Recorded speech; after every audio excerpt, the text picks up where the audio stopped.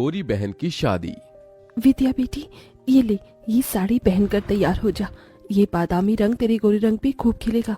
और हाँ, अच्छे से मेकअप करना ताकि लड़के वाले तुझे देखें तो देखते ही रह जाए। ठीक है मेरी प्यारी माँ। तभी बाहर से कांच टूटने की आवाज आती है। मालती गुस्से में बौखलाकर बाहर आती है जहां कंचन पोछा लगा रही थी। मालती को देखते ही कंचन सहम सी गई। क्यों री काली करमजली, आज मेरी बेटी के लिए कितना बड़ा दिन है। तूने जानबूझकर इस शुभ घड़ी में कांच तोड़ दिया। नहीं माँ, मैं तो पोछा लगा रही थी, गलती से गुलदस्ता गिर गया। कहते हुए कंचन कपकपाई जा रही थी क्योंकि उस दिन बड़ी ठंड थी। क्यों री, हाथों में जान नहीं है क्या? खाने को तो 10-10 रोटी एक बार में खा जाती है।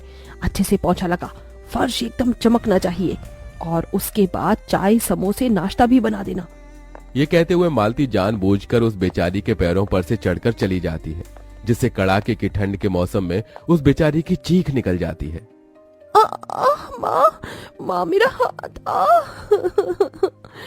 कंचन के साथ ऐसा जुल्म होता देखकर बिछौने पर लकवे में पड़े वासुदेव की आंखों से टप टप आंसू चूने लगते हैं। थोड़ी देर में वसुंधरा अपने बेटे कार्तिक के साथ विद्या को देखने आती है।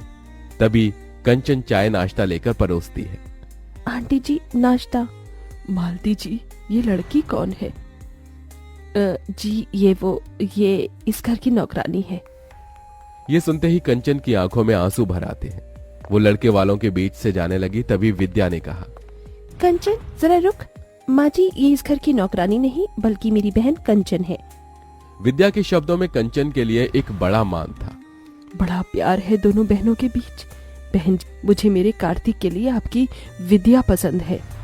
तभी कंचन को उसके काले रंग के लिए नीचे दिखाते हुए मालती ने इतरा कर कहा, पसंद तो आनी ही थी वसुंधरा जी। मेरी विद्या किसी होर से कम थोड़ी है। गोरी है, सुंदर है, कोई भी खोट नहीं है मेरी बच्ची में। अच्छा जी, अब हम चलते हैं, जल्द ही बारात लेकर आएंगे। वसुंधरा के जाने के बाद मालती कंचन पर आग बबूला होकर बोली, क्यों री काली कलोटन, तुझे कहा था ना कि अपने बदसूरत मुंह पर घूंघट ओढ़ कर बाहर आने को। अगर तेरी वजह से आज मेरी गोरी बेटी का रिश्ता कट जाता तो तेरी तो शादी हो नहीं रही। कम से कम अपनी बहन का तो घर पास जाने दे। अपनी सौतेली माँ मालती का दिया गया ताना कांटों की तरह कंचन के मन पर जा लगा। माँ, क्या मिलता है तुम्हें इस बेचारी का दिल दुखाकर? तू चुप कर विद्या, भूल मत, ये तेरी सौतेली बहन है। ये कभी तेरी खुशियां नहीं चाहेगी बल्कि तेरा बुरा चाहेगी। एक दिन तू बड़ा पछताएगी विद्या। ये कहकर मालती वहां से चली गई और कंचन फूट फूट कर रो पड़ी। विद्या, क्या मैं इतनी बुरी हूँ कि अपनी बहन की शादी तोड़वा दूंगी? विद्या ने कंचन के आंसू पोंछे और डबडबाई आंखों से उसे देखकर कहा, मेरी बहन, माँ ने सिर्फ तेरा ऊपरी रंग देखा, आज तक तेरा प्यार भरा मन देखा ही नहीं। मगर तुम्हारी ये बहन है ना? भले ही विद्या और कंचन सौतेली बहन थीं, मगर दोनों के बीच सगी बहनों से बढ़कर प्यार था। हालांकि विद्या गोरी सुंदर थी और कंचन काली, मगर उसके बाल उतने ही लंबे काले।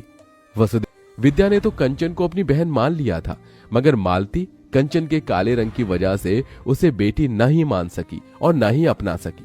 यह भेदभाव वसुदेव से देखा नहीं गया और वो सदमे में चले गई। हालांकि मालती ने कंचन को गरीब घर में ब्याहने के लिए बहुत से ऐसे रिश्ते देखे, मगर उसके काले रंग के चलते वो भी रिश्ते वाले उसे ठुकरा गए, क्योंकि कहते हैं ना, नियति का तय हुआ कोई नहीं टाल सका। जिसके बाद विद्या की शादी अमीर घर में तय हो गई और गुजरते दिन के साथ शादी की रस्में अब शुरू हो गई। विद्या बेटी, देख, मैंने तेरे हल्दी और मेहंदी के लिए 2 लहंगे बनवाए हैं। सुंदर है? हाँ माँ, बहुत सुंदर है। पर माँ, कंचन के लिए लहंगा? कंचन का नाम सुनते ही मालती चिढ़ गई। अरे शादी तेरी है, उसकी थोड़ी होने वाली है। दुल्हन तू है और कंचन मेरी बहन।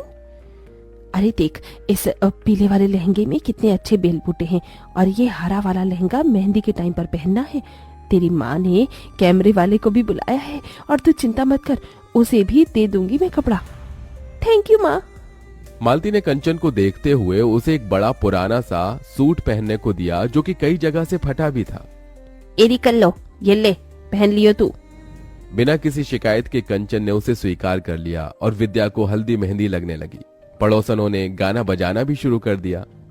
हल्दी लगाओ रे, तेल चढ़ाओ रे, बन्नों का गोरा बदन चमकाओ रे। मेरी बच्ची कितनी सुंदर लग रही है। अरे मालती, अब क्या विद्या को हल्दी में ही नहला देगी? और क्या, रज रज के हल्दी लगाऊंगी, तभी तो मेरी विद्या का गोरा रंग खिलेगा। सबने बारी बारी से विद्या को हल्दी लगाई, मगर कंचन एकदम पीछे खड़ी थी। कंचन, तू अपनी बहन को हल्दी नहीं लगाएगी? आना, दूर क्यों खड़ी है? तभी मालती ने कंचन को हल्दी लगाने से रोक दिया। क्या हुआ माँ, तुमने मुझे रोक क्यों दिया? क्योंकि मैं नहीं चाहती कि तू अपने इन मनहूस काले हाथों से मेरी बेटी को हल्दी लगाए।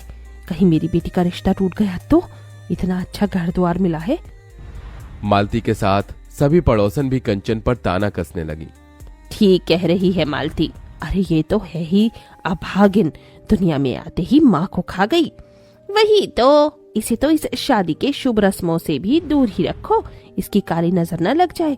होने वाली दुल्हन को वैसे भी इतनी गोरी और सुंदर जो है। बस बहुत हुआ। मैं मानती हूँ कि मेरी बहन का मुझे हल्दी लगाना मेरे लिए शुभ है। कंचन, मुझे हल्दी लगा। कंचन ने अपनी गोरी बहन को हल्दी मेहंदी लगाई, तभी कुछ हल्दी उसके चेहरे पर लग गई। हे राम, ये तो अपशकुन है, दुल्हन की हल्दी इसे भी लग गई। कंचन उस हल्दी को धोने लगी, तभी रुक जा कंचन, कहने दे इन्हें जो कहना है। मेरे लिए ये शुभ शगुन है। मुझे तो डर है बहना, कहीं ये कल लो अपनी बहन की शादी काट कर खुद ना दुल्हन बन जाए। ये सुनकर तो जैसे मालती के मन में डर बैठ गया। शादी का दिन भी आ गया। कंचन विद्या के लिए खुश भी थी और उदास भी। विद्या, आज तू अपनी सबागन बहन को छोड़कर ससुराल चली जाएगी और मैं इस घर में तेरे बिना अकेली रह जाऊंगी। तभी दुल्हन बनी विद्या अपने बालों में से थोड़ा गजरा निकालकर कंचन के बाल में लगा देती है। इस गजरे में तो मेरी बहन के लंबे काले बाल एकदम कह ढा रहे हैं। इतने में बारात आ जाती है। तभी मालती कंचन को अपने पास बुलाती है। माँ, आपने बुलाया? हाँ कंचन, तू अपनी बहन से कितना प्यार करती है? अचानक ये सवाल क्यों माँ?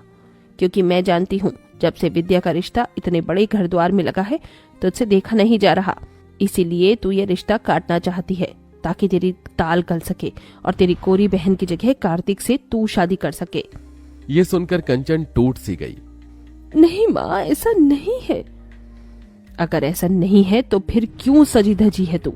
शादी तो तेरी बहन की है, साबित कर दे कि तू मेरी विद्या का बुरा नहीं चाहती।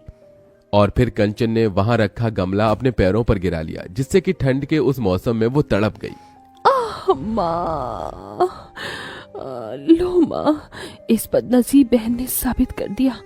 आप अगर चाहती हैं कि मैं विद्या की शादी में शामिल ना हूँ तो मैं नहीं जाऊंगी माँ। तभी दूर से आदर्श ने ये सब देखा। उधर विद्या कंचन को ढूंढने लगी। आदर्श ने उसे सारी बात बता दी, साथ ही अपना फैसला सुनाया। वसुंधरा मामी, मैं कंचन का हाथ थामना चाहता हूँ, उससे शादी करना चाहता हूँ। ये सुनकर विद्या कंचन के लिए बहुत खुश हुई। देखा माँ, जिसकी जोड़ी जब लगनी होती है ऊपर वाला उसे मिला ही देता है। देखो, मेरी बहन का खुशियों भरा भाग्य उसके सामने खड़ा है। मालती के मन में पछतावे का गुबार भरा था, जो आंसू बनकर बहने लगा। कंचन बेटी, अपनी माँ को माफ कर दे, मेरा ही मन मैला था, इसलिए विद्या के लिए तेरा प्यार कभी देख न सकी। बोल, तेरे लिए क्या करूं? बस इतना कर दो माँ कि आज अपनी इस बेटी को मायके की चुनरी ओढ़ाकर विदा कर दो। ये सुनकर सभी का दिल निकल आया। कन्यादान उसकी गोरी बहन के साथ उसी मंडप में हो गया और दोनों विदा हो गईं।